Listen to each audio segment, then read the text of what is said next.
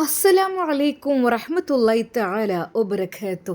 സന്തോഷത്തോടെ ആഷി ഉസ്താദും സഫീറും വിവാഹിതരായി.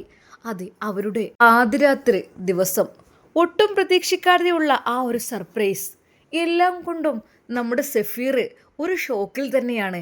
എന്നാൽ നമ്മുടെ റിസ്വാൻ വക്കീലിൻ്റെ മണിയറയിലേക്ക് അവൻ പ്രവേശിച്ചു. അതെ, പ്രവേശിച്ച് അല്പസമയം കഴിഞ്ഞപ്പോൾ തന്നെ അതാ ഒരു ഫോൺ കോൾ വരുന്നു. ഒരു നിമിഷം നമ്മുടെ സഫീർ ഞെട്ടിപ്പോയി. വൈബ്രേഷൻ. തൻ്റെ ഫോൺ ബെല്ലടിക്കുന്നു. ഷഫീറിന് എന്ത് ചെയ്യണമെന്നായിപ്പോയി. ഒരു നിമിഷം അവൻ വിചാരിച്ചു, ഇതൊരു പക്ഷേ ജസീറായിരിക്കും, അല്ലെങ്കിൽ ഉമ്മയായിരിക്കും. അവൻ എന്ത് ചെയ്യണമെന്നായിപ്പോയി. പഠിച്ചോനെ, അവരോട് ഞാൻ എന്ത് പറയും? ഒന്നുമല്ലെങ്കിൽ ഞാനിപ്പോൾ ഇൽമ പഠിക്കാൻ പോകുന്ന ആളാണ്. ഒരിക്കൽ പോലും കളവ് പറയുന്നത് ശരിയല്ല. അവൻ്റെ മനസ്സാകെ വിഷമിച്ചു, മുഖമാകെ ചുവന്നു. ശരിക്കും റിസ്വാന വക്കീൽ അത് കണ്ടു. എന്തു പറ്റി? ആരാ വിളിക്കുന്നത്? എടുത്തു നോക്കൂ. ഒരു നിമിഷം അത് പറഞ്ഞപ്പോൾ അവൻ മനമില്ലാ മനസ്സോടുകൂടി ആ ഫോൺ എടുക്കുവാൻ ശ്രമിക്കുമ്പോഴേക്കും അതാ അത് റിംഗ് ടോൺ നിന്ന് കഴിഞ്ഞു. എന്തു പറ്റി? വിഷമിക്കല്ലേ, എല്ലാം പഠിച്ച റബ്ബിൽ സമർപ്പിക്കൂ. അല്ലാഹുല്ലേ നമ്മുടെ കൂടെ. ബിസ്മില്ലാഹി തവക്കൽതു അലല്ലാഹ്. സഫീറിനെ ആശ്വസിപ്പിക്കുകയായിരുന്നു റിസ്വാൻ വക്കീൽ. എന്നാൽ വീണ്ടും അതാ ഫോൺ അടിക്കുന്നു. എന്താ വൈബ്രേഷൻ കിട്ടത്? അതൊന്നുമില്ല. അങ്ങനെ അത് സഫീർ ഫോൺ എടുക്കുന്നു. ഒരു നിമിഷം നോക്കിയപ്പോൾ അറിയാത്തൊരു നമ്പർ. ഇതേ നമ്പർ ഒരുപക്ഷെ ജസീർ മാറി വിളിക്കുകയാണോ? അറിയില്ല. രണ്ടും കൽപ്പിച്ച് അവൻ ഫോൺ എടുത്തു. ഹലോ. അവൻ്റെ ആ ഒരു ഘനഗാംഭീര്യമായ ആ ഒരു ശബ്ദം. എന്നാൽ അപ്പുറത്ത് നിന്ന് കേട്ടത് വളരെയധികം സോഫ്റ്റായ ഒരു ശബ്ദമായിരുന്നു. ഹലോ. പറയൂ, ഇതാരാണ്? സഫീറല്ലേ? അതെ. പിന്നെ എനിക്ക് കുറച്ച് കാര്യങ്ങൾ പറയാനുണ്ട്. ഇത് എനിക്ക് ആരാണെന്ന് മനസ്സിലായില്ല. എന്നെ പെണ്ണ് കാണാൻ വന്ന നൂർജഹാനല്ലേ? നൂർജഹാനാണ് ഞാൻ. നൂർത്ത. നൂർജഹാൻ. പറയൂ സഫീർ, എനിക്ക് അല്പം കാര്യങ്ങൾ പറയാനുണ്ട്. എന്ത് കാര്യം? ശരിക്കും സഫീർ ആ AC-യുടെ തണുപ്പായിട്ട് പോലും വേർത്തൊലിക്കുകയാണ്. റിസ്വാൻ വക്കീൽ അത് ശ്രദ്ധിച്ചു. അതെ, അറിഞ്ഞു കഴിഞ്ഞിട്ടുണ്ടാവും. ഒരു പക്ഷേ ഞങ്ങളുടെ നിക്കാഹ് കഴിഞ്ഞതും ഒരു പക്ഷേ ഞങ്ങളെ വേർപ്പെടുത്താൻ ആരെങ്കിലും വരുന്നുണ്ടായിരിക്കും. അവളുടെ മനസ്സ് വല്ലാതെ വേദനിച്ചു. ഹലോ, ഞാൻ പറയട്ടെ? ഞാൻ പറയുന്നത് കേൾക്കുന്നതിൽ ബുദ്ധിമുട്ടുണ്ടോ? അത് ഞാൻ വരാം. ഒരു മിനിറ്റ്, ഞാൻ അങ്ങോട്ട് വിളിക്കാം. പെട്ടെന്ന് അവൻ ഫോൺ കട്ട് ചെയ്തു. എന്ത് പറ്റി സഫീർ?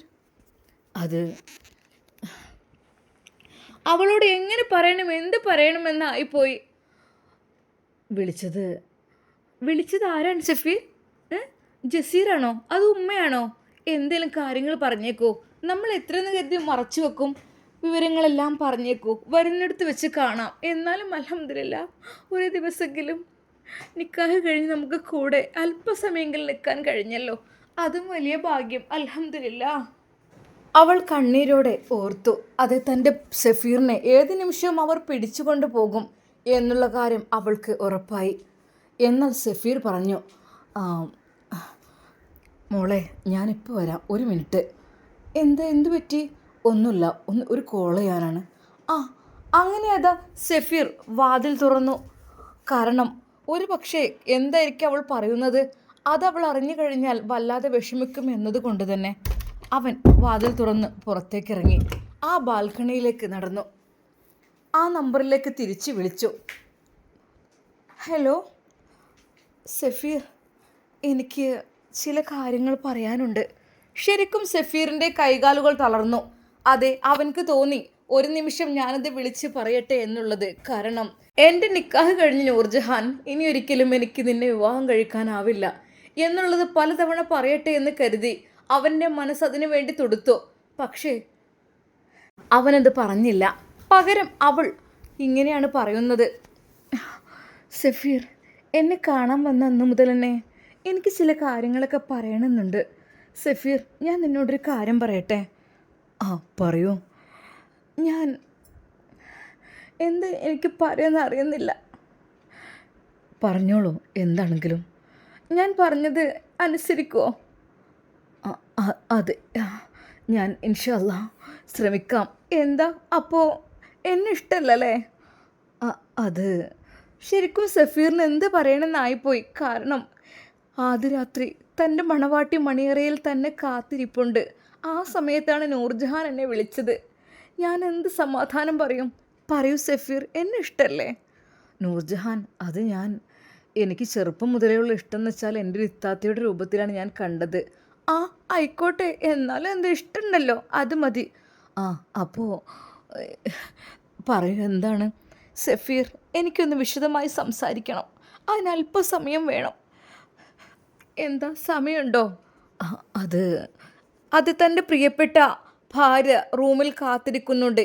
ഈ ദിവസം ഞാൻ ഇവളോട് സംസാരിച്ചു കഴിഞ്ഞാൽ എൻ്റെ പ്രിയപ്പെട്ട എല്ലാ സന്തോഷങ്ങളും, എൻ്റെ പെണ്ണിന് കൊടുക്കാനുള്ള സന്തോഷങ്ങളെല്ലാം പാതി വഴിയിൽ അവിടെ ഉപേക്ഷിക്കേണ്ടി വരും. അതുമാത്രമല്ല, എൻ്റെ ഭാര്യ എങ്ങാൻ ഉറങ്ങിക്കഴിഞ്ഞാലും അതെനിക്ക് വലിയൊരു നഷ്ടമായി തീരും. അവളോട് ചെയ്യുന്നൊരു ചതിയായി തീരും. എന്നാൽ ആ നിമിഷം സഫീർ പറയുന്നു, അത് നൂർജഹാൻ പറയൂ, എന്താണ് നിങ്ങൾക്ക് പറയാനുള്ളത്? ഒരുപാടുണ്ടോ? എന്ത് സഫീർ, വല്ലാതെ കിതക്കുന്നുണ്ടല്ലോ. നല്ല തിരക്കാണെങ്കിൽ പോകാം, പിന്നീട് വിളിക്കാം. അല്ല, അങ്ങനെയൊന്നുമില്ല. എന്നാലും എന്ന് ഞാൻ പറയട്ടെ, എന്നെ സഫീർ വിവാഹം കഴിക്കുന്നതെന്നാ? അത് കേട്ട് അവൻ ഞെട്ടിപ്പോയി. അത് ഞാൻ അതിനെക്കുറിച്ചൊന്നും ഇപ്പോൾ ചിന്തിച്ചിട്ടില്ല. എന്താ ഇങ്ങനെ ഇത്രമാത്രം ടെൻഷന്? അതങ്ങ് നിറവേറ്റിക്കൂടെ? അത് സഫീർ പറയൂ. എന്ത് സഫീറിൻ്റെ മനസ്സിൽ എന്നോട് ഇഷ്ടമല്ലല്ലേ? ഞാൻ എന്താ പറയുക സഫീർ, എന്നാൽ ഒരപേക്ഷ കൂടിയുണ്ട്. എന്നെ ഒരിക്കലും നിങ്ങൾ നിക്കാഹ് കഴിക്കരുത്. നൂർജഹാൻ്റെ വാക്ക് കേട്ട സഫീർ ഒന്ന് ഞെട്ടി. എന്താ ഇവിടെ സംഭവിക്കുന്നത്? വല്ലതും അറിഞ്ഞോ? സഫീർ, നീ കേൾക്കുന്നുണ്ടോ? നിക്കാഹ് എന്നെ കഴിക്കണ്ട. എന്നെ നിക്കാഹ് ചെയ്യുന്ന രൂപത്തിൽ ഒന്ന് അഭിനയിച്ചാൽ മതി. പിന്നെ പക്ഷേ എനിക്കൊരു നെയ്യത്തുണ്ട്. അതെന്താണെന്നറിയോ? പുളിക്കൽ തറവാട്ടിലേക്ക് എനിക്ക് എത്തിച്ചേരണം. ജസീർ എന്നെ ചതിച്ചതാണ്. അതെ, എനിക്ക് വിവാഹ വാഗ്ദാനങ്ങളെല്ലാം നൽകി. അവന് വേണ്ടതെല്ലാം ഞാൻ കൊടുത്തു കഴിഞ്ഞിരുന്നു. സത്യമായിട്ടും അവൻ എന്നെ വിവാഹം കഴിക്കാം എന്ന് പറഞ്ഞ് എന്നെ എല്ലാ മോഹങ്ങളും എനിക്ക് തന്നിരുന്നു. അവൻ എൻ്റെ കൂടെ കഴിഞ്ഞിട്ടുമുണ്ട്. പക്ഷേ എന്ത് ചെയ്യാൻ, ഞാനൊരു പൊട്ടി പെണ്ണായിപ്പോയി. എന്നാൽ ഞാനും അവനും ഒരു ദിവസം ടൂറ് പോയി. വിവാഹത്തിന് മുമ്പേ ടൂറ് പോയപ്പോൾ അവൻ എന്നെ റിസോർട്ടിലേക്കായിരുന്നു കൊണ്ടുപോയിരുന്നത്. സത്യമായിട്ടും ഞാൻ ആ കാഴ്ച കണ്ട് ഞെട്ടി സഫീർ. ശരിക്കും സഫീർ അത്ഭുതപ്പെട്ടു. എന്താ പറയുന്നത് നൂർജഹാൻ? അതെ, എൻ്റെ ബെഡിൽ മറ്റൊരു പെണ്ണ്, ഞാൻ കിടക്കേണ്ട ബെഡിൽ മറ്റൊരു പെണ്ണ്. സത്യം പറഞ്ഞാൽ ഞാൻ ഞെട്ടിപ്പോയി. ജസീർ, നീ എന്ത് ചെയ്തത്? ഇവിടെ ഒരു പെണ്ണുണ്ടല്ലോ. എന്നാൽ അവൻ ചിരിച്ചുകൊണ്ട് എന്നോട് പറഞ്ഞു, നൂർജഹാൻ, നീ എന്ത് കരുതി? ജസീറിന് 1 2 3 പെണ്ണല്ല, ഇന്ന് 2 പേരും എൻ്റെ മണിയറയിൽ വേണം. നിങ്ങൾ 2 പേരും. എന്താ?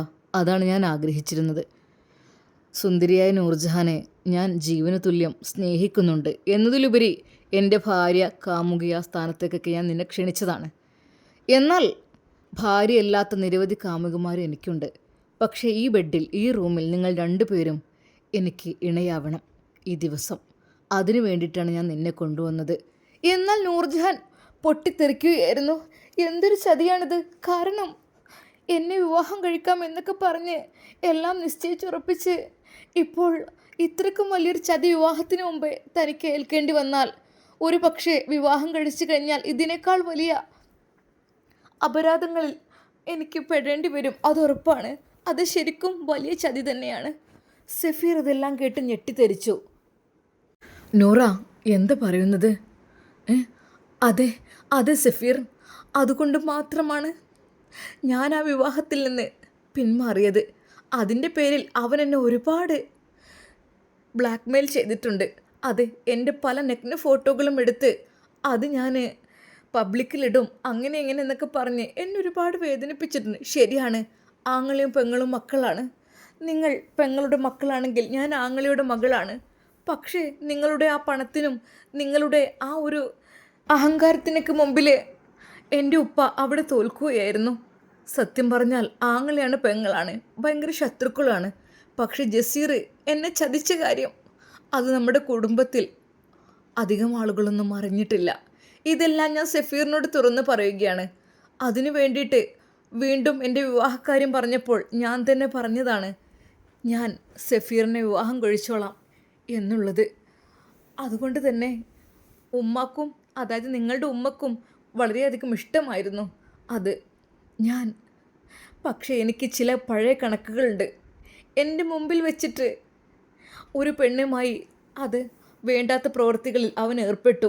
ഞാൻ കണ്ണുകൾ ഇറുക്കി അടച്ചു. എനിക്കത് കഴിയുന്നില്ലായിരുന്നു. കാരണം നാം വിവാഹം കഴിക്കാൻ പോകുന്ന ആൾ ഇങ്ങനെ ചെയ്യുന്നത് എത്ര മോശമാണ്. പിന്നെ നമുക്ക് അവരുടെ കൂടെ ജീവിക്കാൻ കഴിയുമോ? പക്ഷേ ജസീർ എന്നെ വെറുതെ വിട്ടില്ല. അന്ന് എന്നെ അത്യധികം ക്രൂരമായി മർദ്ദിച്ചു അവൻ പല രീതിയിലും. ശരിക്കും ആ പെണ്ണും അതിന് കൂട്ടുകൂടി.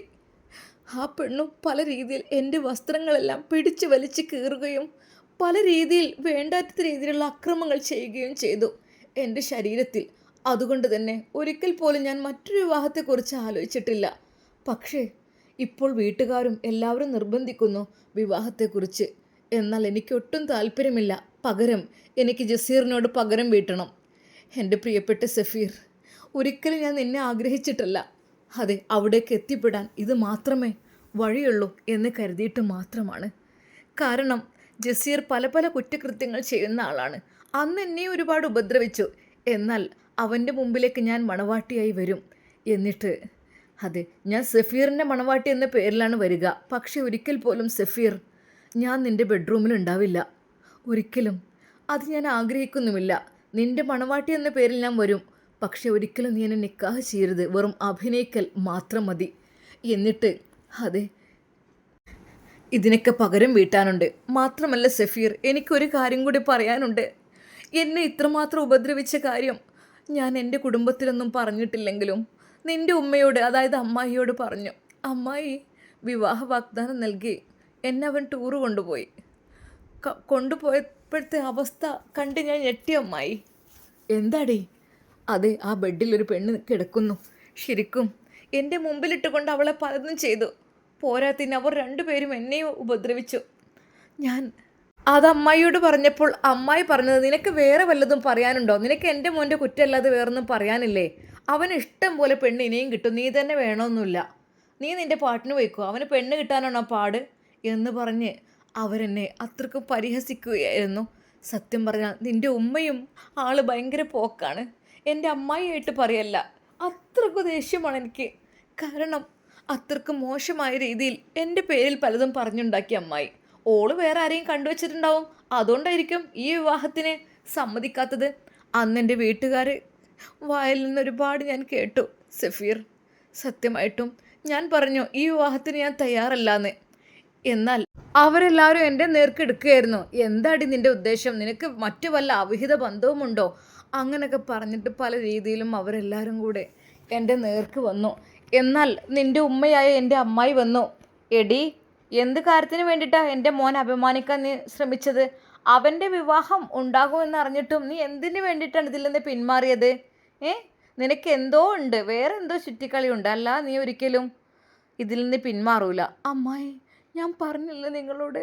എടി, മിണ്ടി പോകരുത്. അനാവശ്യം പറയണത്. ഇപ്പോൾ പറഞ്ഞുണ്ടാക്കണ കണ്ടില്ലേ? എൻ്റെ മോൻ്റെ കൂടെ അവൾ കറങ്ങാൻ പോയിട്ട് അവൾക്ക് കിട്ടേണ്ടൊക്കെ കിട്ടിയിട്ട് മറ്റൊരുത്തിയെ കണ്ടു എന്ന് പറഞ്ഞ് അതിൽ നിന്ന് ഒഴിവാകാൻ പോവുക. നീ ആരൊക്കെ കൂടെ പോയിട്ടുണ്ടെടി? വേണ്ടാത്ത ഓരോന്ന് പറഞ്ഞുണ്ടാക്കി കല്യാണം മുടക്കാൻ ശ്രമിക്കുന്നു. നോക്കിക്കോ, എൻ്റെ മോനെ കൊണ്ട് ഞാൻ നിൻ്റെ മുമ്പിലൂടെ വേറൊരു പെണ്ണിനെ കെട്ടിപ്പിക്കും. ഈ നോക്കിക്കോ എന്ന് പറഞ്ഞ് അമ്മായി അന്ന് എന്നെ വളരെയധികം ദേഷ്യത്തോടെ ചീത്ത പറഞ്ഞു. പക്ഷെ സത്യം പറഞ്ഞാൽ എനിക്ക് വല്ലാത്തൊരവസ്ഥയായിരുന്നു. ഞാൻ ആ റൂമിൽ ഒറ്റപ്പെട്ടിരുന്നത്, എല്ലാവരും എന്നെ ചീത്ത പറയുന്നത്, വിവാഹത്തിൽ നിന്ന് പിന്മാറിയിട്ട്. എന്നാൽ എൻ്റെ ഉമ്മയും ഉപ്പയും പറഞ്ഞ ഇതായിരുന്നു, മോളെ നീ മാനം കെടുത്തി അല്ലേ ഞങ്ങളെ.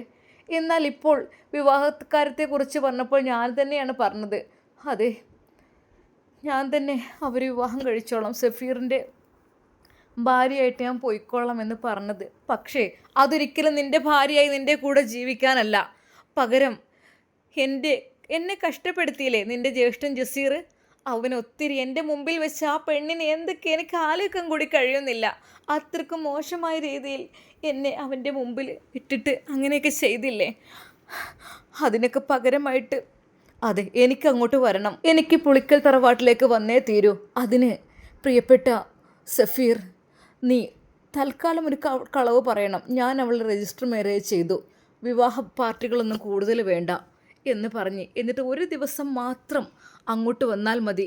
എന്നാൽ എൻ്റെ റൂമിൽ ഒരിക്കലും നീ കഴിയണമെന്നില്ല. തൽക്കാലം ആളുകളെ ബോധിപ്പിക്കുവാൻ വേണ്ടി മാത്രം ഒന്ന് അല്പസമയം നിന്നിട്ട് നിനക്ക് നിൻ്റെ ഇഷ്ടമുള്ളിടത്തേക്ക് പോകാം. എന്നാലും ഞാൻ അവിടെ കഴിഞ്ഞോളാം, അവിടുത്തെ മരുമകളായിട്ട്. എന്താ, സമ്മതമാണോ? ശരിക്കും സഫീർ ഞെട്ടിപ്പോയി. റബ്ബേ, ഞാൻ മനസ്സിൽ ആഗ്രഹിച്ചത്, ഞാൻ എത്രയോ കൊതിച്ചു പോയത്, ആ കാര്യങ്ങളൊക്കെ ഈ രീതിയിലാണ് വന്നത്. ഞാൻ എങ്ങനെ ഇവൾ ഒഴിവാക്കും, എങ്ങനെ ഇവളുമായി ഞാൻ മാനേജ് ചെയ്യും എന്നുള്ള രീതിയിലായിരുന്നു. എന്നാൽ ഇവളായിട്ട് തന്നെ കാര്യങ്ങളെല്ലാം തുറന്നു പറഞ്ഞു.